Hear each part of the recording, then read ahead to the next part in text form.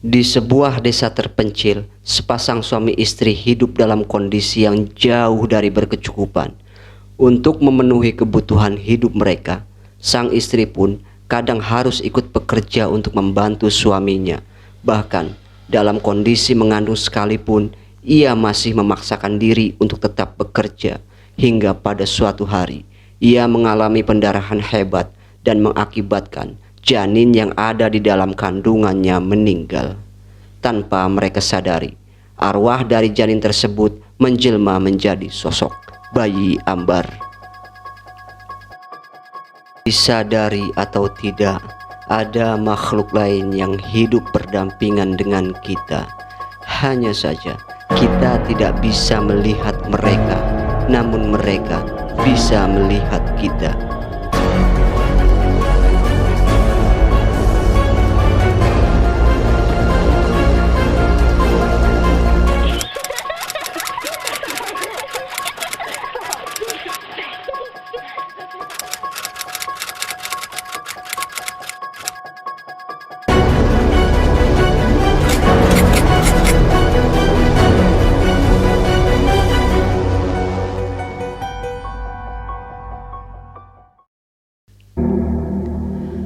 Bayi Ambar adalah sosok makhluk astral yang tak terlihat. Namun, ada segelintir orang yang bisa merasakan kehadirannya, bahkan secara jelas bisa melihat perwujudannya. Konon makhluk astral ini berasal dari janin yang sudah meninggal. Kata Ambar sendiri berasal dari bahasa Sanskerta yang berarti hilang. Mendengar kata Ambar, umumnya sebagian masyarakat akan berasumsi kalau sosok ini berasal dari kandungan seorang wanita yang tiba-tiba menghilang secara misterius, dan penyebab hilangnya kandungan tersebut tidak bisa diterima oleh akal sehat. Hanya terdapat sedikit bercak darah, lalu kandungan itu hilang meski sudah berusia 8 hingga 9 bulan. Akan tetapi, bayi yang menghilang dalam kandungan yang disebut tadi itu bukan termasuk bayi Ambar, melainkan itu hanyalah fenomena supranatural yang disebut dengan ambar angin. Menurut sebagian orang, bayi Ambar ini harus diberi nama dan didoakan. Sebab jika ia hanya dikubur lalu dibiarkan begitu saja, bayi yang mati saat berada dalam kandungan ini akan diadopsi oleh makhluk astral lain sejenis kuntilanak dan genderuwo, sehingga ia akan memiliki karakteristik yang sama seperti pengasuhnya.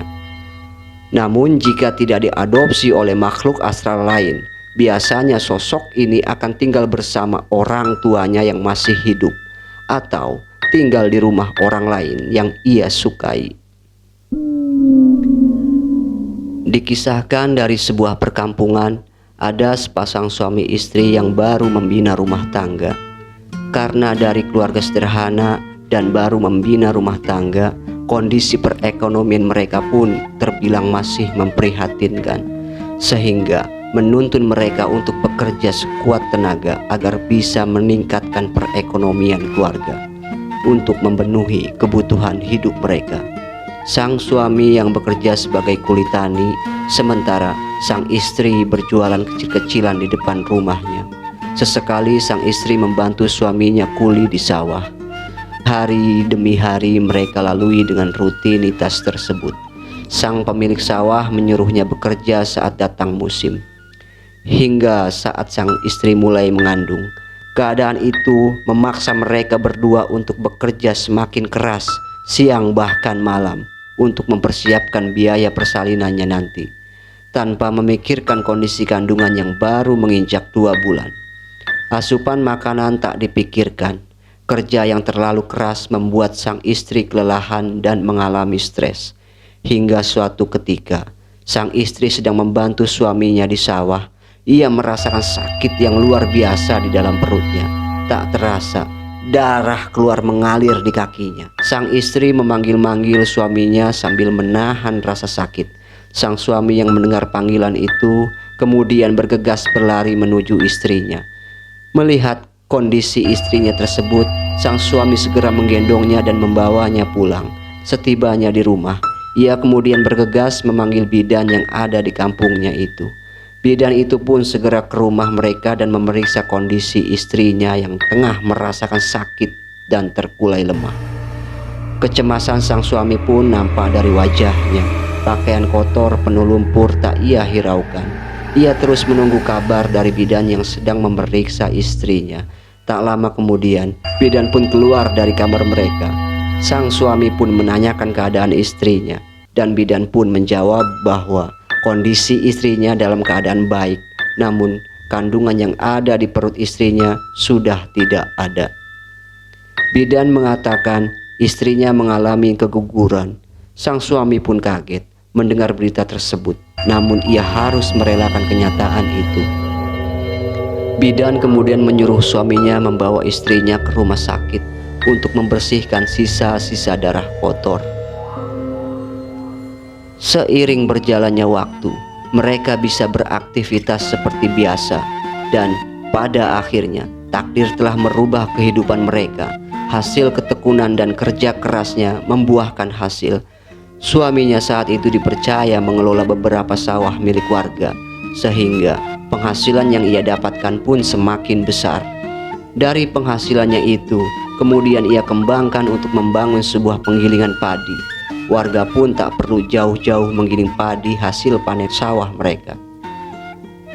Singkat cerita, kehidupan mereka sudah berkecukupan, dan kemudian sang istri akhirnya mengandung untuk kedua kalinya. Belajar dari masa lalu, mereka tak mau kandungan itu mengalami keguguran lagi. Istri dan janin di perut istrinya terus dimanjakan oleh suaminya. Asupan makanan bergizi dan kenyamanan sang istri terus diprioritaskan. Namun tak disangka, janin pertama mereka yang keguguran itu ternyata menjelma menjadi sosok bayi Ambar yang kerap sekali mengganggu bayi yang ada di dalam perut istrinya. Seakan-akan ia tak suka bayi itu diperlakukan begitu spesial oleh mereka, karena ia merasa tidak mendapatkan perlakuan yang sama saat dulu masih berada dalam kandungan ibunya. Sang istri pun sering mengalami kesakitan pada perutnya, meski mereka secara rutin memeriksakan kandungan tersebut pada dokter setiap bulan. Dan dokter terus mengatakan kalau ibu dan bayi yang ada dalam kandungannya baik-baik saja. Dari sinilah kecurigaan mereka mulai muncul bahwa ada yang tak wajar dalam kehidupannya. Kecurigaan mereka semakin menjadi ketika mereka mengalami mimpi yang sama saat mereka tidur. Di mimpi mereka, ada seorang anak kecil yang sedang menangis di dalam rumahnya dan terlihat sangat sedih.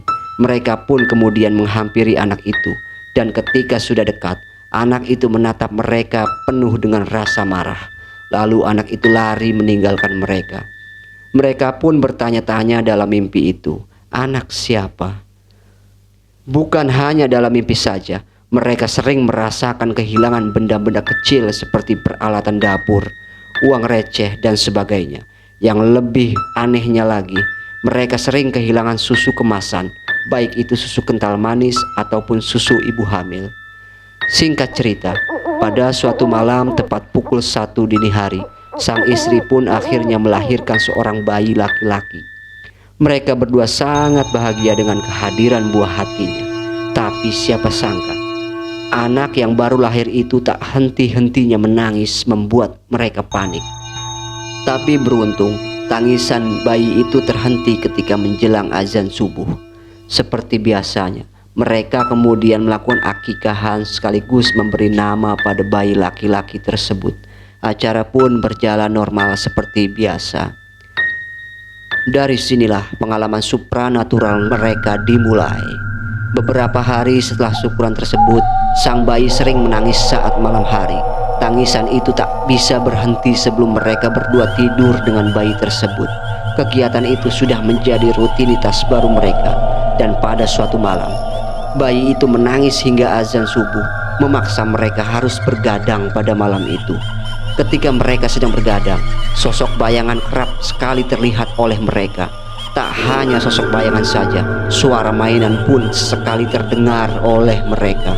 Dan ketika sang suami hendak mengambil air di dapur, ia kemudian melihat anak yang ada di dalam mimpi sebelum bayi itu lahir. Kejadiannya pun sama persis dengan apa yang ada di dalam mimpi mereka. Anak itu terlihat sedang menangis, kemudian menatap sang suami dengan penuh amarah, dan setelah itu lari keluar entah kemana. Kejadian itu pun ia ceritakan pada istrinya, dan pada esok harinya mereka sepakat untuk menanyakan kejadian tersebut kepada ahli spiritual yang tak jauh dari kampungnya. Sang suami pun berangkat menemui ahli spiritual tersebut dan mengatakan maksud kedatangannya.